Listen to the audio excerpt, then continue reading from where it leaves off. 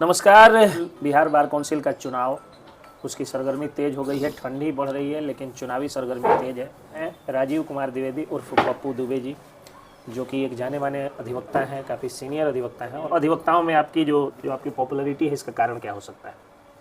देखिए पंकज बाबू, पहले तो मैं आपके चैनल के माध्यम से बिहार प्रदेश के सारे अधिवक्ता बंधुओं को नमस्कार, प्रणाम, आदाब, सलाम करता हूं, उनका अभिवादन करता हूं और उनसे अपील करता हूं कि 20-12-23 को जो बिहार स्टेट बार काउंसिल 2023 का चुनाव होना है, जिसमें 25 सदस्य चुने जाने हैं बिहार स्टेट बार काउंसिल के लिए, उस मतदान में निश्चित रूप से भाग लें, बढ़ चढ़ के हिस्सा लें। अपने पसंद के सुयोग्य उम्मीदवार को, कर्मठ उम्मीदवार को अपनी जानकारी के अनुसार हर तरह से उनके इंटायर पर्सनालिटी को जान परख करके और उनको अपना मत दें, और अच्छे और सुयोग्य लोगों को जो उसमें आते हों, मैं हूँ और जो भी लोग हों, उनको बार काउंसिल में पहुंचाने का प्रयास करें, ताकि बार काउंसिल में अधिवक्ताओं के हित के लिए अच्छे से अच्छा काम हो सके, एकजुटता बनी रख सके। यही मेरा पहला अपील होगा सभी भाइयों से। जो मेरा सवाल है कि दूसरा आपका सवाल है कि इतनी लोकप्रियता बढ़ रही है? सर लोकप्रियता में बता दूं कि अधिवक्ताओं के हित के लिए किए गए कार्य के लिए मैं हमेशा तत्पर रहता हूं। और मैं जब चुनावी राजनीति में नहीं था, 2011 में पहली बार मैं बिहार स्टेट का सबसे युवा महासचिव इस जिला विधिक संघ का, मोतिहारी जिला विधिक संघ एक ही जिला विधिक संघ है जो काफ़ी बड़ा है और बहुत प्रभावशाली है, वहाँ का हम महासचिव हमको चुना गया। हमारे अधिवक्ता बंधुओं ने, सीनियर और जूनियर सभी ने मिलकर के किया। और उस समय जो मैंने काम किया,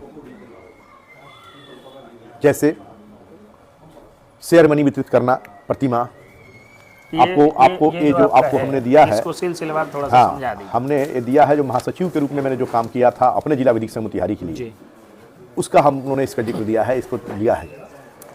इसमें पहला था कि हमारे आने के पहले सिर्फ हाजिरी, रूल्स के अनुसार सिर्फ हाजिरी बेची जाती थी हमारे बार एसोसिएशन के द्वारा। आय का एकमात्र साधन वही हाजिरी था, या अधिवक्ताओं का सब्सक्रिप्शन जो चंदा जमा होता था वो था।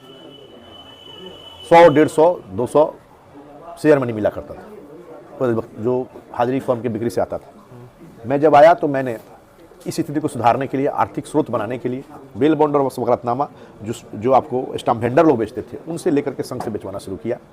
और सबसे बड़ा और नवीन कार्य था यहाँ हाजिरी फॉर्म के अलावा शपथ पत्र, जो एफिडेविट हम लोग कहते हैं, शपथ पत्र को अपने प्रारूप में ढाल करके और संघ के माध्यम से बिकवाना। क्योंकि शपथ पत्र का जो एक प्लेन पेपर पर हम लोग शपथ पत्र बना के लिखते थे, शपथ पत्र लिख करके टिकट साट करके हम बनाते थे। हम लोगों ने उस शपथ पत्र को एडॉप्ट कर लिया कि नहीं, हमारे जिला विधिक संघ से जो शपथ पत्र इश्यू होगा दैट इज जेन्युइन, और उसको बिकवाना शुरू किया। शुरू में उसका विरोध भी हुआ। हमारे यहाँ के नोटरी भाई लोग थे, कुछ लोगों को था कि भाई हम क्यों बिकें, हमको क्या फ़ायदा है इससे। उन लोगों को समझाना बुझाना शुरू किया। सबसे इसमें इंपॉर्टेंट हुआ क्या कि जब आपको पंचायत चुनाव हुआ, जब कभी भी विधानसभा चुनाव हुआ, लोकसभा चुनाव हुआ, तो शपथ नॉमिनेशन के समय जो खासकर पंचायत चुनाव के समय बहुत ज़्यादा मात्रा में बिक्री होना शुरू हुआ, और वो सीओ स्तर पर भी, जहाँ सीओ कार्यालय है वहाँ भी बनना शुरू हुआ। तो वहाँ नोटरी लोग जाकर के वहाँ सदे पर भी करते थे। तो हम लोगों ने अपने खर्चे से, मैंने अपने निजी कोष से खर्चा कर करके वहाँ पे टीम बना करके विजिट किया, अपनी गाड़ी से जाया कर सीओ साहब से मिले, एसडीओ साहब से मिले, और उन लोगों से अनुरोध किया कि सादे पन्ने पर जो शपथ पत्र लिख करके हो रहा है, इसको आप लोग डिप्रिसिएट कीजिए, क्योंकि इसमें कुछ गलतियाँ भी होती हैं, और बार एसोसिएशन से जो हमारा बेचा जा रहा है उस शपथ पत्र को ही सही मान करके बेचवाया जाए। मैं सौभाग्यशाली हूँ कि सभी लोगों ने मेरी बातों को सुना और संघ का साथ दिया, और वो शपथ पत्र की बिक्री भारी मात्रा में शुरू हुई। कम पैसा था उस समय, शपथ पत्र का दाम बहुत कम था, लेकिन वो बिक्री होना शुरू हो गया। और सबसे इंपॉर्टेंट था उसकी स्वीकार्यता को बढ़ाना। और आज की स्थिति में शपथ पत्र का मतलब जिला विधिक संघ मोतिहारी से बेचा गया शपथ बेचा जाता है, वही शपथ पत्र को लोग सही मानते हैं। उस समय शपथ पत्र की कीमत 20 रुपया थी, बेल बॉन्ड का कीमत 5 रुपया था, हाजिरी का कीमत 10 रुपया था, वकालतनामा 20 रुपया था। और इस आमदनी से हमने न सिर्फ नियमित रूप से अपने अधिवक्ता बंधुओं को शेयर मनी दिया, बल्कि प्रतिमा, बल्कि होली के अवसर पर, दशहरा छठ के अवसर पर मैक्सिमम मात्रा में आपको बोनस राशि भी देने का प्रावधान शुरू किया शेयर मनी देने के बावजूद। और इसके बावजूद कि उस समय आपको जो कीमत था हाजिरी का 10 रुपया, शपथ का पत्र का 20 रुपया, बेल बॉन्ड का 5 रुपया और वकालतनामा का 20 रुपया, इसके बावजूद भी 4000 तक ले हम लोगों ने, जो समय तक 4,500 तक हम लोगों ने बोनस दिया, और प्रतिमा जो पैसा मिले हम लोगों ने शेयर मनी दिया। हम लोगों ने बायोमेट्रिक्स से अटेंडेंस बनवाने की प्रथा शुरू की। और जिन लोगों का अंगूठा का ये निशान नहीं आ रहा था, जो पुराने लोग हो गए थे या किसी रूप में बायोमेट्रिक्स नहीं ले पा रहा था, या काफ़ी ओल्ड हो गए थे, 40 साल 50 साल के सीनियर हैं, जो रोज़ जाके बनाने में दिक्कत था, और हम लोग जानते थे कि प्रतिदिन आते हैं, उनका एक एग्जाम्पशन लिस्ट बनाया। हमको याद है कि 101 लोग का हम लोगों ने एग्जाम्पशन लिस्ट बनाया था, स्कूटी से पास करके जीवी में ले जा करके उसको एक एक नाम पढ़ करके, और उस एग्जाम्पशन लिस्ट को हम लोगों ने जीवी से पास करवाया। जीवी ने उसमें 2-4 नाम जोड़ा ही, हटाया नहीं। वो एग्जाम्पशन लिस्ट बनवाया और उसके बाद बायोमेट्रिक से हाजिरी बनवा करके लोगों की उपस्थिति को सुनिश्चित दिखाने के लिए शुरू किया। और हाजिरी, जो अधिवक्ता हाजिरी नहीं, संघ द्वारा निर्गत हाजिरी का उपयोग नहीं करते थे, बिल आपको एफिडेविट में कोई गड़बड़ी करते थे, उन लोगों के खिलाफ शो को इशू कर करके, कारण परीक्षा मांग कर करके, उनको चिन्हित कर करके सूचना पत्रों का नाम प्रकाशित करने के साथ साथ उनको वार्न किया गया, एक अलार्मिंग कंडीशन में रखा, ताकि इसका स्मूथ जो अनुशासन बनी रहे, स्मूथ इसका फंक्शन बना रहे। कुछ लोगों ने कुछ गलत भी किया, स्कैन करके बना दिया, कुछ किया, जब वो लोग पकड़े गए तो उन पर FIR तक करने की नौबत आई, तो हमने FIR किया, फिर जीबी से उसको फाइन वगैरह लगा करके उनको माफीनामा दिया। इससे हुआ क्या कि हमारा बार का अनुशासन भी बढ़ा और आर्थिक स्रोत भी बढ़ा। उस समय स्थिति ये थी कि अधिवक्ता उनको जनरेटर नहीं था हमारे बार में, बिजली अभी का स्थिति नहीं था कि बिजली लगातार रह रही है, बिजली का बहुत स्थिति खराब था। हम सभी अधिवक्ता बंधु गर्मी में सीट पर भी बैठे हुए तो तब तक पसीना छूटा रहता था। महाचंद्र प्रसाद सिंह तत्कालीन वहाँ उसमें MLC हुआ करते थे, उनसे जो फंड लिया गया जनरेटर के नाम पर, वो फंड एक इंजीनियर साहब के पास फंसा हुआ। मैं पूछूंगा कि जैसे आपने MLC फंड का यूज क्यों किया, जो पैसा आप ले रहे थे या जो एसोसिएशन में जा रहा था उसी का यूज क्यों नहीं किया? इसलिए नहीं किया कि जो बेल बॉन्ड, हाजिरी, वकालतनामा, शपथ पत्र, ये सब का जो पैसा बिकता है, ये वकीलों के गाढ़ी कमाई का पैसा है। इसका एकमात्र उद्देश्य होना ये चाहिए कि इस पैसे को वकीलों को शेयर मनी के रूप में, बोनस के रूप में आप बांटें, न कि जनरल रूप में इसको खर्च कर दें। जहाँ स्कोप है कि बाहर से हमको MLC के फंड से, MP साहब के फंड से, MLA के फंड से हम ले सकते हैं, तो हमारे जो भी बंधु इस पद पर बैठे, उनका नैतिक कर्तव्य है और विधिक कर्तव्य भी है कि बार की प्रतिष्ठा को बरकरार रखने के लिए, उसके पैसे को, बार के पैसा को बचाने के लिए, जो खैरात का पैसा है, गाड़ी कमाई का पैसा है एक अधिवक्ता का, वहाँ से फंड को उपार्जित करके विकास का काम मैक्सिमम करें। तो हम लोगों ने ये किया कि वो वहाँ से मतलब लिया और वो जनरेटर का पैसा जो फंसा हुआ था उसको वहाँ से इंजीनियर के पास से निकाल कर जनरेटर स्थापित करवाया, जो जनरेटर आज भी आपके यहाँ पीछे लगा हुआ है। जिससे वो हुआ कि जनरेटर लगने के बाद एक एक अधिवक्ता के ऊपर फैन की व्यवस्था किया, पंखा दिया, कुर्सी दिया, टेबल दिया। मेन वकालत खाने के सामने आप जो देख रहे हैं शेड जो डाला हुआ है, वो शेड कोई डलने नहीं दे रहा है, रातों रात उस शेड का निर्माण करा है ताकि वहाँ के लोगों को बैठने में सुविधा हो। कठिनाई हो रही थी, पानी छूता था, पसीना बहता था, फिर भागते थे लोग, उस शेड का व्यवस्था कराया। पीछे की जो ज़मीन है जहाँ भी पार्किंग है, हमको याद है हमारे माननीय उसमें के निरीक्षी न्यायाधीश जो अभी रिटायर कर गए हैं, झारखंड के चीफ जस्टिस के रूप में रविरंजन बाबू आए हुए थे, उनसे हम लोगों ने बहुत आग्रह उन्होंने विनय किया, तो उन्होंने उस ज़मीन को हम लोगों को कहा कि ठीक है, आप लोग कार्रवाई करवाई होता है, जब तक हाई कोर्ट से अनुमति नहीं मिलती तब तक आप लोग टेम्प्रोरी इस पर यूज कर सकते हैं, लेकिन पक्का कंस्ट्रक्शन नहीं बनाइएगा। जिसके बाद हम लोग वहाँ पे मिट्टी भरवा करके और वहाँ पे जनरेटर का एक केज बनवाया था, जहाँ जनरेटर भी बना हुआ है पुराना वाला, और वहाँ पे मोटरसाइकिल और साइकिल स्टैंड हम लोगों ने क्रिएट किया था, लगवा करके वहाँ पे बनवाने का हम लोगों ने व्यवस्था किया था। हम लोगों ने सबसे पहले मैंने ही RO सहित वाटर कूलर लगा करके, वाटर कूलर लगा करके ठंडे पानी की व्यवस्था किया, न सिर्फ मेन हॉल के लोगों के लिए बल्कि जो हम लोग का सेकंड कैंपस है SBI के सामने, वहाँ भी लगवाया। इसके अलावा जब कभी भी किसी अधिवक्ता बंधु को कोई बीमारी हो गया हो, कैंसर हो गया, भगवान न करे, किडनी फेल हो गया हो, लीवर ट्रांसप्लांटेशन की बात हो, हार्ट अटैक हो गया हो, तो उनको जो बीमारी के लिए जो राशि नियत है, 4,000 हम लोग को फंड देना है छोटी मोटी बीमारियों के लिए, उसको देने के साथ साथ जीबी की बैठक बुला करके नन रिफंडेबल 2-2 लाख 1-1 लाख रुपया तक हम लोगों ने अधिवक्ताओं को उनकी जान बचाने के लिए दिया। बहुत सारे अधिवक्ता बंधु इसका लाभ उठाए, जीबी से पास करा करके। कुछ लोगों को एक्सग्रेसिया से मांगने पर एक्सग्रेसिया से भी करके दिया। इसके अलावा हम लोगों ने, आप लोगों को याद होगा, जो जब इस समय हम लोग थे, कई बार हम लोगों के बार पर संकट आया, जजेज वकील के रूप में केस मुकदमा हो गया, वकील साहब पर जेल चले गए, उनके लिए लंबी लड़ाई लड़ी गई, कई दिन का हड़ताल हुआ। उस हड़ताल के दौरान भी हमने आसपास के सभी अधिवक्ता संघों का समन्वय और सामंजस्य स्थापित कर करके, मुजफ्फरपुर हो, बेतिया हो, गोपालगंज हो, नरकटियागंज हो, बगहा हो, सीतामढ़ी हो, सब लोगों से टोकन स्ट्राइक एक दिन का मांग करके हम लोगों ने उस लड़ाई को लड़ा, और काफ़ी लंबी लड़ाई थी, लंबा दिन तक चला था। उस अवधि में हमारे बार का एक अधिवक्ता किसी दिन एक पैसा भी किधर से कमा कर नहीं लाते, बस 17-18 दिन स्ट्राइक चला था, और उस लड़ाई का परिणाम हुआ कि हम लोग को सफलता मिली। इसके अलावा किसी अधिवक्ता को थाना में पकड़ लिया गया, थाना से छुड़ा के लाना, किसी अधिवक्ता का नाली का जमीन का विवाद हो, उसको उसके लिए संघ के साथ खड़ा होकर के उसके सही रूप में उनको मजबूती प्रदान करना, उनको संबल प्रदान करना, ये सारी चीज़ें हम लोगों ने किया। पुलिस प्रशासन के द्वारा भी अगर किसी अधिवक्ता बंधु पर कोई जाति की गई, किसी रंगदार के द्वारा रंगदारी की गई, अपराधियों द्वारा, तो उनके खिलाफ भी हम लोग संघ जो है सो निर्भीक रूप से उनके साथ उनके समर्थन में खड़ा रहा। कोरोना काल में क्या योगदान था? मैं निजी खर्च से हर साल गाड़ी, अपने निजी पैसे से गाड़ी बांटता हूँ अधिवक्ता बंधु और ताई बंधु को यहाँ के। सबसे बड़ा बात है कि जब हमारा टर्म कंप्लीट हुआ तो हमने दोनों टर्म पूर्णतः समय पर चुनाव, ससमय चुनाव कराया। कभी भी ये नहीं टाला कि चुनाव का समय लंबा खींच दें। हमारा टर्म कंप्लीट हुआ, ससमय चुनाव कराया, और दोनों टर्म का अपना समय कार्यकाल पूरा करने के बाद मैंने जीबी में स्पष्ट कहा कि अब कार्यकारिणी के किसी सदस्य, किसी पद के लिए मैं भविष्य में उस पर अब उम्मीद नहीं हूँ। 2015 में मेरा कार्यकाल खत्म हुआ और मैं किसी पद पर चुनाव नहीं लड़ा। अमूमन आप देखते होंगे कि हमारे यहाँ चाहे कहीं भी जो बिहार में चल रहा है कि कार्यकारिणी के जो सदस्य चुने जाते हैं बराबर किसी न किसी पद पर लड़ते रहते हैं। सदस्य के बाद ज्वाइंट पर, ज्वाइंट के बाद असिस्टेंट पर, असिस्टेंट सेक्रेटरी, सेक्रेटरी के बाद प्रेसिडेंट, वाइस प्रेसिडेंट, मैंने इसी पद पर लगे रहते हैं। मैं 15 में छोड़ने के बाद किसी पद पर नहीं लड़ा, और इसके नहीं लड़ने का कारण एक ही था कि नए लोग आगे आए, उसका प्रतिफल भी हुआ, नए लोग आगे आए भी। और जब 15-18 में हमको हमारे अधिवक्ता बंधु ने कहा जब बार काउंसिल का चुनाव लड़ना था, तो उन्होंने कहा कि आप चुनाव लड़िए, और उन लोगों के इंड्यूसमेंट पर मैं चुनाव के लिए लड़ने के लिए तैयार हुआ 2018 में। उस समय मैं किसी भी पद पर नहीं था, न मैं प्रेसिडेंट था, न सेक्रेटरी था, न ज्वाइंट सेक्रेटरी था, न असिस्टेंट सेक्रेटरी था, न वाइस प्रेसिडेंट था, इवन मेंबर तक नहीं था अपने एसोसिएशन का। मैं सिंपल एक अपने जिला विधिक संघ का एक सामान्य सदस्य था।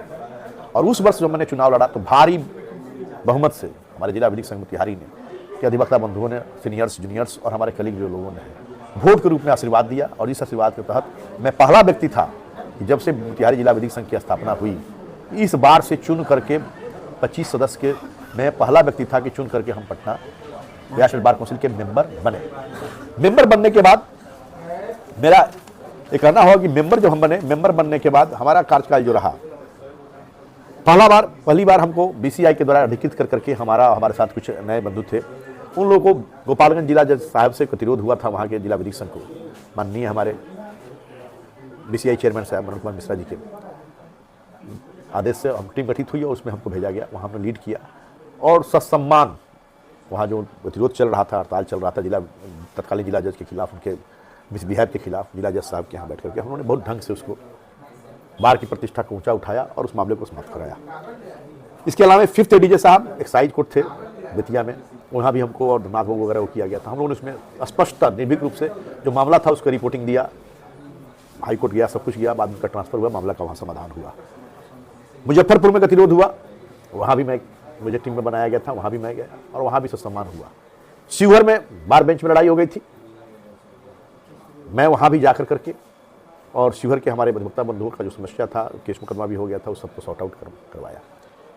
जब भी एक बात मैं आपको बताना चाहता हूँ, जब भी किसी भी बार में गतिरोध होता है या कोई परेशानी होती है तो बीसीआई या बार काउंसिल कोई कमेटी और कंस्टिट्यूट करती है, तो उसका टीए या डीए दे होता है संबद्ध एसोसिएशन का, जिसको आप जाते हैं सुलझाने।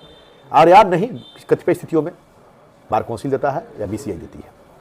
मैं जहाँ भी कहीं भी गया हूँ, मैं अपनी बात कर रहा हूँ और किसी की बात मैं नहीं कर रहा, चाहे वो गोपालगंज हो, आपको बेतिया हो, शिवहर हो, मुजफ्फरपुर, मैं जहाँ कहीं भी गया हूँ, मैंने कभी उस बार से जो संबद्ध बार है कोई टीए नहीं लिया, ना ही उसके लिए पीसीआई या बार काउंसिल ऑफ इंडिया से कोई टीए नहीं लिया, क्योंकि मैं ये समझ के गया कि हमारे वकीलों की समस्या है और वकीलों की समस्या का समाधान करना है। इवन मैं वहाँ पे कोई फूड भी अगर कोई प्रोवाइड करता है तो मैं नहीं खाता, चाय पिया हूँ, काम किया हूँ, चलाया हूँ, क्योंकि वो खैरात का पैसा है। और मेरा ये मानना है कि बार एसोसिएशन और बार काउंसिल में खैरात का पैसा रहता है। ये पैसा चंदे का है, वकीलों के गाड़ी कमाई का है, इसको जो खाएगा उसके बाल बच्चों पर पड़ेगा। ये मेरा हमेशा मूल मंत्र रहा है। कोरोना काल आया, कोरोना काल में हाँ, अब मैं एक और बात बता दूं, जिसमें मैं चुनाव जीता था उसमें एक मांग थी हमारे अधिवक्ता बंधुओं की, यहाँ के जिला विधिक संघ की, कि हमारे यहाँ जो वेलफेयर स्टाम्प की बिक्री होती है उसका जो कमीशन हम लोग को आता है बार काउंसिल से, वो बहुत ज़्यादा हम लोग का ड्यू रह गया है। तो चुनाव जीतने के बाद 5 फरवरी 2019 को मेन हॉल में मैंने तत्कालीन अध्यक्ष महासचिव को 2013, 14, 14, 15, 15, 16, 16, 17, 17, 18 सत्र का वेलफेयर स्टाम्प की बिक्री का जो ड्यूज हमारे जिला विधिक संघ का था 3,25,560 रुपये का चेक 9,32,143 रुपये, जिसका उस समय हमारे अधिवक्ता बंधुओं ने स्वागत भी किया, उसका फोटोग्राफ वगैरह भी व्हाट्सएप पर और आपको फेसबुक के माध्यम से लोगों ने उसको सराहा करके दिया। 12 फरवरी 2019 को बिहार स्टेट बार काउंसिल और बीसीआई के आह्वान पर बिहार स्टेट बार काउंसिल के द्वारा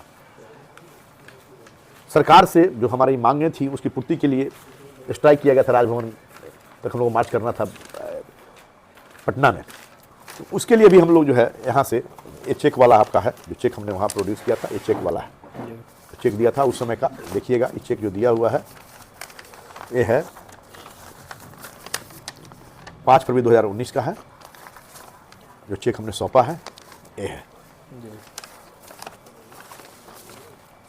मैं एक और बात बता दूं कि जब ये 12 फरवरी 2019 को हड़ताल हुआ तो उस हड़ताल में भी यहाँ से हमारे जो भी अधिवक्ता बंधु गए उसमें बार काउंसिल से मैंने कोई फंड 4 आना भी नहीं लिया। कोई क्या लेता है मुझे मतलब नहीं। मैंने अपने खर्चे से अपने अधिवक्ता बंधुओं को खाने पीने वहाँ जाने आने में जो परेशानी नहीं हो इसका ख्याल रखा और उनको उनका साथ खड़े रहे। और इसके लिए मैंने बार काउंसिल से या किसी अन्य से 1 आना भी पैसा अपने पैसे से किया। मैं एक और बात कह दूं कि जिस समय हम लोग ज्वाइन किए थे हम लोग का भी उत्साह चरम पर था जब चुने गए थे। तो चुनाव जीतने के बाद 11-18 को हम लोगों की जब बैठक हुई थी जीबी की, बिहार स्टेट बार काउंसिल की, उस बैठक में मैंने एडवोकेट प्रोटेक्शन एक्ट लागू करने के लिए एनी अदर मैटर में उठा करके प्रेस्ट किया था, जिसको तत्कालीन जो सदस्य लोग थे हमारे सारे सदस्य लोग ने अप्रिसिएट किया और सराहा कि अच्छा चीज़ है। और उसको हम लोगों ने पटल पर रख करके चर्चा की, लेकिन जब तक सरकार मानेगी नहीं वो होगा। सर काम का लिस्ट तो आपका बहुत और बता दे रहे हैं कोरोना काल में सर मैंने 28/3/20 को अपने फेसबुक वाक पर 25/3 को चला था जो शुरू हुआ था लॉकडाउन 25/3/2020 को 28 को अपने फेसबुक पर मैं दोनों मोबाइल नंबर शेयर करके लिख के दिया था कि संकट के घड़ी में सभी जरूरत अधिवक्ता बंधुओं के मदद का पोस्ट डाला। और उसमें जो भी अधिवक्ता बंधु मेरे पास आए हमको भी पता था कि भाई 15-20 दिन चलेगा, लेकिन वो लंबा चल गया, 4-5 महीना लॉकडाउन चला। उस समय हमने सभी अधिवक्ता बंधुओं को नगदी राशि दे करके, जो भी मतलब नीडी थे जो लोग आए हमारे नीडी हो मैंने सहायता के लिए उनको नगद राशि देकर के आर्थिक सहायता किया।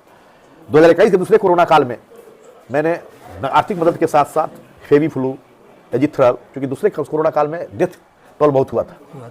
पहले कोरोना काल में भय था, दूसरे में कोरोना का डेथ टोल हुआ था। उसमें हमने जो है आपको दवाई, ऑक्सीजन सिलेंडर, फेवी फ्लू एजिथ्रल, सब जितने अधिवक्ता बंधु जिनको भी जरूरत पड़ा जिन्होंने हमको खोजा उन तक पहुँचा के मदद किया। हाँ रेमडेसिविर वगैरह जो भी हो। तत्कालीन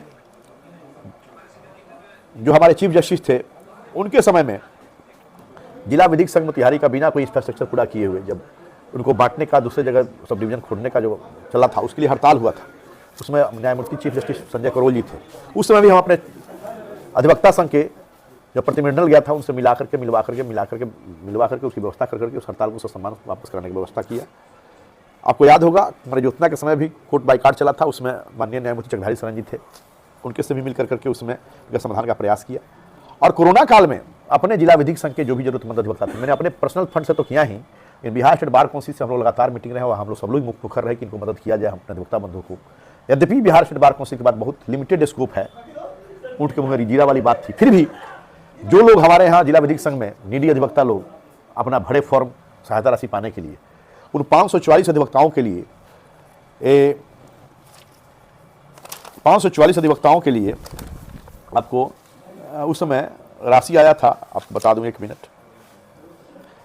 हाँ 5 जुलाई 2020 को बार काउंसिल प्रत्येक अधिवक्ता संघ के कोरोना आपदा के समय सहायता राशि बैंक अकाउंट से देने का निर्णय लिया गया। तो 8/8/20 को 10,44,000 रुपया स्टेट बार काउंसिल से जिला विधिक संघ मोतिहारी को आवंटित करवाया था और जिस रुपया को जो भी जरूरतमंद अधिवक्ता फॉर्म भरे थे उनके खाते में ट्रांसफर किया गया था। और उसके अलावे इन 540 अधिवक्ताओं के अलावे फिर माननीय बीसीआई चेयरमैन नरेंद्र कुमार मिश्रा जी के से मनोभार कर करके और फॉर्म भरवा कर करके 300 लोगों जरूरतमंद अधिवक्ताओं का फॉर्म भरवा करके अपने प्रयास से 3,000 राशि उनके खाते में बीसीआई से भिजवाया। 2 साल कोरोना काल से हमारा बिहार स्टेट बार काउंसिल का कोई भी कार्य बाधित रहा। इसके अलावे तत्कालीन विधि मंत्री प्रमोद कुमार जी हमारे यहाँ हुआ करते थे, अभी वर्तमान में हमारे भाई समी मोहम्मद साहब हैं, उनको मेल से भी पत्र भेज करके जिला विधिक संघ मोतिहारी सहित अनुमंडलीय विधिक संघ अरड़ाज, ढाका, रक्सौल, पकड़ी दयाल, चकिया, महाराजगंज, नरकटियागंज, नरसौड़ी, पुपड़ी सहित जिला विधिक संघ बेतिया, सीतामढ़ी, सिवान, शिवहर वगैरह का इंफ्रास्ट्रक्चर के लिए केंद्र और राज्य सरकार के फंड से संघ भवन भक्ताओं के बैठने का स्थान, डिलक्स शौचालय, वाशरूम, महिला अधिवक्ताओं के लिए वुमेन लॉन्ज, महिला अधिवक्ताओं के अलग से वाशरूम, महिला अधिवक्ताओं के लिए अलग से कॉमन प्लेस वगैरह बनवाने की मांग की। 24/9/22 को माननीय CJI chief justice of India EU Lalit साहब के पटना सेमिनार के अवसर पर भी जिन लोगों को संघ में से जाने का मौका नहीं मिला उनको 2 बस में और 4 पहिया वाहन से अपने खर्चे से निजी खर्च से बैठा कर व्यवहार करके उनको पटना ले जाने का व्यवस्था किया और अपने स्तर से खाने पीने की सब लोगों की व्यवस्था की, जो लोग भी मिले उन लोगों को। हमारे यहाँ का एक बहुत बड़ा था कि एसग्रेसिया जो है, मृत्युपरांत लाभ जो बिहार समाज में मिलता है, वो बहुत लोगों का पेंडिंग चला रहा था। मैं जब ज्वाइन किया उसके बाद मैंने एसग्रेसिया, अपने यहाँ के जितने भी लोगों का एसग्रेसिया अमाउंट ड्यूज पड़ा हुआ था, ये लिस्ट है। इस एसग्रेसिया अमाउंट में एक लिस्ट में कम नाम है, क्योंकि छूट गया है, नमसप ललित जी का, जो हमारे पूर्व में सचिव भी हुआ करते थे, महासचिव। ये हम लोगों ने पांडेराम विलास शर्मा जी से लेकर के 34 लोगों को हमने एसग्रेसिया, 33 इस पे नमसप ललित जी का छूटा हुआ है, लेट नमसप ललित जी का, 34 अधिवक्ताओं को हमने एसग्रेसिया का लाभ दिलवाया। और किसी भी जिला विधिक संघ को इतना एसग्रेसिया अमाउंट इतने सदस्यों का इस 5 साल की अवधि में नहीं हुआ। इसका कारण, इसके पीछे कारण ये है कि एक बार में 5 करोड़ 6 करोड़ का चेक कटता है। किसी साल में 4-4 महीने पर बैठक होती है तो 3 बैठक हो पाती है, और किसी साल में 2-2 महीने की बैठक होती है तो 2 बार होती है। और इसमें कुछ लोगों का, 8-10 लोगों का एसग्रेसिया अमाउंट बचा हुआ है। वो ऐसे ही लोगों का है जिनके नॉमिनी में कोई डिफेक्ट है, जैसे पहले नॉमिनी दिए हुए तो नॉमिनी मर गए, अब नया कोई नॉमिनी जाना है, मृत्यु प्रमाण पत्र उनका नहीं है, सक्सेशन सर्टिफिकेट नहीं है, उनके परिवार वालों द्वारा मुहैया नहीं कराया जा रहा है, बार बार रिमाइंडर करने को, वैसे ही लोगों का बचा हुआ है। अदरवाइज सारे लोगों का क्लियर हो गया है। इसके अलावा मेडिकल एड, हमारे यहाँ मुख्तार आलम साहब थे, इनका हट हुआ था, उनको जयप्रकाश नारायण सिंह जी हैं जिनको थ्रोट कैंसर की शिकायत थी, संजय कुमार तिवारी जी हैं जिनको ब्लड कैंसर की शिकायत थी, दिनेश चंद्रा जी जिनको ट्यूमर हुआ था, इनको दोनों मिला है, ये भी मिला है, दूसरा मिला है, सिनान गिरी जी हैं, राकेश कुमार सिन्हा और बबलू जी श्रीवास्तव जी हैं, उमेंद्र कुमार वर्मा जी हैं, हम लोग बड़े भाई राधाकृष्ण प्रसाद हैं। इन लोगों को इनके लोगों का मेडिकल एड सेटलमेंट करवाया। इसके अलावा वॉलंटरी रिटायरमेंट बेनिफिट जिन लोगों का पेंडिंग पड़ा हुआ था, चाहे हृदयानंद गोस्वामी हो, विक्रम प्रसाद सिंह हो, कृष्णा प्रसाद हो, विजय शंकर ब्रह्मा जी हो, यशोधर मिश्रा वगैरह लोग हों, सब लोगों का वो क्लियर कराया। मेरा कहना यह है कि 5 साल की इस अवधि में ये सब हम लोगों ने किया। इसके अलावा मैंने अपने जिला विधिक संघ, मैं आपको एक बात और कर दूं, मैं शुद्ध और शुद्ध वकालत करता हूँ। आप भी जानते हैं कि 6 बजे से 1 बजे रात तक, वो लाइन मुझे बड़ा अपील किया था। 6 बजे से 1 बजे रात तक। अधिवक्ता भी जानते हैं, मैंने वकालत पेशा के अतिरिक्त कोई दूसरा कार्य यथा भू माफिया को संरक्षण देना, उनसे साठगांठ रखना, जमीन की दलाली में संलग्न होना, सूद पर पैसा चलाना, पुलिस प्रशासन या पुलिस अफसरों की चाटुकारिता या दलाली करने जैसा कार्य कभी नहीं किया। It most appealed me, it appealed me most. अच्छी बात है। हमने सिंपली इसलिए कहा कि मैंने अपने खून पसीने की कमाई से, जब 6 बजे से रात से मैं 1 बजे, 6 बजे सुबह से 1 बजे रात तक मैं खटता हूँ, काम करता हूँ, चाहे वो यहाँ चाहे वहाँ, परिवार के लिए समय नहीं निकाल पाता हूँ। उस कमाई को अधिवक्ता बंधुओं का ये समझ करके, जैसे साहूकार लोग कमाते हैं तो प्याऊ खोलते हैं, भंडारा चलाते हैं, तो मुझे ये लगता है कि अधिवक्ता बंधुओं का मुझ पर बड़ा प्रेम स्नेह है। तो मैं ये चाहता हूँ कि अधिवक्ता बंधुओं को मैं जो भी सुविधा दे सकूँ अपनी निजी कमाई से, इन पर उनका भी अधिकार है, क्योंकि मेरे रोम रोम पर ऋण अधिवक्ताओं का ऋण है। मेरा सम्मान अधिवक्ता बंधु और मेरा सर कभी झुकने आज तक नहीं दिया है। अब आपको एडवोकेट पप्पू दुबे बनाने में अधिवक्ताओं का, हमारे अधिवक्ता बंधुओं का प्रेम है। आप बहुत बड़े हो सकते हैं, आपका होगा, लेकिन अधिवक्ता बंधु आप पर आंख मूंद के ट्रस्ट करते हैं, बहुत बड़ी बात है। और इस ट्रस्ट को मैंने कभी धोखा नहीं दिया है। मैं झूठ की खेती नहीं करता, मैं प्रोपगंडा नहीं रचता, जैसा हूं वैसा हूं, जैसे बाहर हूं वैसा भीतर हूं। तो मैंने अपनी कमाई से, इस कमाई से काट कर करके अपने अधिवक्ता बंधुओं के लिए, जैसे ढाका है, अरेराज है, शिवर है, सीतामढ़ी है, जहां भी लोग कहा, यहाँ पे वाटर कूलर, आरओ वाला वाटर कूलर लगा करके सब लोगों को दिया। शिवर में, सीतामढ़ी में तो 3 वाटर कूलर दिया, क्योंकि 2 एक एसोसिएशन में है, 12 एसोसिएशन में, 1 एडवोकेट एसोसिएशन में है। इसके अलावा चकिया है, वहाँ उन्होंने कहा कि उसकी जरूरत नहीं, हमको समरसेबल चाहिए, क्योंकि 300 फीट पर पानी वहाँ आता है, तो समरसेबल लगवाया, वाटर पंप लगवा करके उसकी व्यवस्था की गई। कहीं मेरा अधिवक्ता बंधुओं का होता है कि कंप्यूटर दीजिए, लाइब्रेरी में कुछ मदद कीजिए, कहीं ग्रिल बनवाना है उसमें मदद कीजिए। तो मैं ये सोच के करता हूँ मेरे अधिवक्ता बंधुओं को मदद करना और अधिवक्ता संघों को मदद करना, जहाँ कमी है कोई मदद करने वाला है नहीं, ये मेरा फर्ज है। मैं अपनी कमाई से करता हूँ। और मैं बताऊँ थोड़ा सा और मैं एक और बात बताऊँ कि मेरा L4 और L5 सट गया है, वो क्लोज हो गया है। मैं अपोलो में बालाजी श्रीनिवासन जी जो हैं, वहाँ के सबसे नामी हैं हड्डी रोग विशेषज्ञ जो है, उनसे हमने दिखवाया था, तो उन्होंने कहा था कि इसको बढ़ाना होगा ऑपरेट कर करके। तो अपने खून पसीने की कमाई से, जो आज के डेट में हमको नहीं लगता है कोई अपने बाल बच्चों का पेट काट करके चाहे अदरवाइज कमाई से करता होगा, और अपनी शुद्ध वकालत की कमाई से, इसमें इसको इसलिए लिखा हो कि मैंने कोई जमीन की दलाली से पैसा नहीं कमाया, पुलिस की दलाली से नहीं कमाया, या आपको सूद पर रुपया नहीं कमाया है, या अपनी वकालत के पैसे की कमाई को मैंने अपने अधिवक्ता बंधुओं के हित के लिए खर्च किया है। और जब तक मैं जिंदा हूं, मेरा तन मन धन इन सब पर अधिवक्ता बंधुओं का हक है, क्योंकि मैं ये जानता हूं कि अधिवक्ता ये वकालत पेशा एक ऐसा पेशा है, और इसमें गुरु शिष्य का जो परंपरा है, मेरे लगभग 150 लोग जूनियर हैं आज के दिन में भी। तो मैं ये मानता हूं और जानता हूं, और मैंने देखा है कि जहां आपके बाल बच्चे, बहुत सारे हमारे सीनियर अधिवक्ता बंधुओं के बाल बच्चे, पुत्र पुत्रियां उनको छोड़ देते हैं, बाहर चले गए, विदेश चले गए, कहीं चले गए, समय साथ नहीं दे पाते हैं, नहीं आते हैं, लेकिन उनको सर्व किया है, उनके बुढ़ापे में उनको सहारा दिया है, उनको आश्रय दिया है, उनको संश्रय दिया है, तो हमारे उनके शिष्यों ने दिया है। वकालत पेशा का सबसे बड़ा खूबसूरती ये है कि गुरु शिष्य का जो परंपरा है, शिष्य सब कुछ निभा देता है, अपने सीनियर को सर झुकने नहीं देता है, ये अस्तुत्व है। और इसलिए मैं अपने जूनियर बंधुओं का विशेष ध्यान रखता हूँ कि हमारे जो भी कली है। आप तो बोलते हैं कि मेरे से ज्यादा महंगा मार्बल मेरे ये सच्चाई है, मैं बोलता ही नहीं हूँ, मेरे जो भी जूनियर हैं, अगर उनको जरूरत है आप पता कर लीजिएगा, मेरा जूनियर भूखा नहीं मरता। अगर मैं कमाता हूं, मैंने एक और काम किया था, आपको मैं बताना भूल गया कि मैंने यहाँ पे अधिवक्ताओं के फीस स्ट्रक्चर को बदल दिया, फी को स्ट्रक्चर को बढ़ा दिया। वकालत पेशे में क्रिमिनल साइड में यहाँ फीस नहीं था, और मैंने उस फीस स्ट्रक्चर को बदल दिया, इसलिए नहीं कि फीस ज़्यादा लेने के लिए, इसलिए कि आपका अपना भी सम्मान है और आपका पेट भी पलना चाहिए। और अगर आप सही काम कर रहे हैं, अपने से मेहनत करके कर रहे हैं, तो क्लाइंट क्वालिटी दे रहे हैं, तो क्लाइंट को पैसा देने में कोई दिक्कत नहीं है। और पैसा लोग पे करके आप देखते हैं 6 बजे से 1 बजे रात तक लुटता रहता है। तो ये सारी चीज़ें हैं जो किया है, और आपके पप्पू दुबे को अधिवक्ताओं ने रोल है। आज देखिए लोग पढ़ना शुरू किया है, ज्वाइन करना शुरू किया है, लेकिन होता है 10 को आप फिट करते हैं, 10 का फिट करते हैं तो 4 आदमी बिट्रे करता है, लेकिन 6 आदमी आपको प्रतिदान भी देता है। और आज जो आप माहौल देख रहे हैं वो इसलिए है कि कुछ लोग अपने निजी स्वार्थवश, अपनी व्यक्तिगत प्रतिस्पर्धा में, प्रोफेशनल जैसी हो अदरवाइज हो, जिला विधिक संघ का अहित करने को आतुर है, इसके रिप्रेजेंटेशन को रोकने पर आतुर है कि रिप्रेजेंटेशन जो आज़ादी के बाद हुई ये नहीं होना चाहिए, नहीं जाना चाहिए। उन लोगों को जवाब देने के लिए अधिवक्ता बंधु एकजुट हो रहे हैं और एकजुट हो चुके हैं। मैं आपको आज का बताऊं, मेरा रोआ खड़ा हो जा रहा है देख के। मैं जिला विधिक संघ मोतिहारी का सदस्य हूँ। मोतिहारी के सदस्य के बावजूद आज शिवहर का जिला विधिक संघ आम सभा बुला करके, और वहाँ के सारे लोगों ने तय किया है कि 61 नंबर पर ही 1 नंबर वोट देना है। ये उनका प्यार है, समर्पण है, क्योंकि शिवहर के साथ हम संकट के समय खड़ा हुए थे, उसका प्रतिदान वो दे रहे हैं। मैं सलाम और आदाब करता हूँ और मैं नमस्कार करता हूँ ऐसे अधिवक्ता बंधुओं को जो अपने वचन पर आज भी कायम है। ये सारी बातें हैं, बाकी सारी बातें मैं खुले किताब की तरह हूँ। आप लोगों का मैं आह्वान करता हूँ कि इस चुनाव का जो प्रक्रिया है, परसों इसका समापन होना है, इसमें बढ़ चढ़ के हिस्सा लें और भारी मतदान करें। और अगर मुझे आप उस लायक समझते हैं कि मैंने अपने कृत्य से आपको गौरवान्वित किया हूँ, बिहार स्टेट बार काउंसिल में जाने के बाद आपका सम्मान बढ़ा है, तो भारी बहुमत से एक मत होकर करके जिला विधिक संघ के हमारे सारे अधिवक्ता बंधु और जितने भी बिहार के हैं अधिवक्ताओं का मान बढ़ाने वाले 61 बढ़ाने के लिए 61 नंबर पर मुझे वोट कर करके मुझे पारितोषिक प्रदान करें, मुझे अनुग्रहित करें, मुझे कृतार्थ करें, यही मेरी प्रार्थना है। धन्यवाद।